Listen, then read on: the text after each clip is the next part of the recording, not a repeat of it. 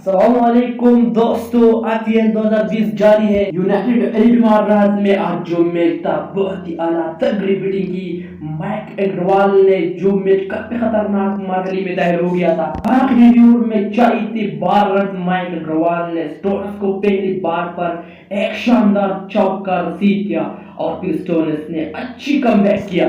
یوں میچ آخر بال تک رہا، لیکن بدقسمتی سے مائک اگروال کی بیٹنگ پنجاب کی کام نہ آئی اور یوں جو ہو گیا ٹائی۔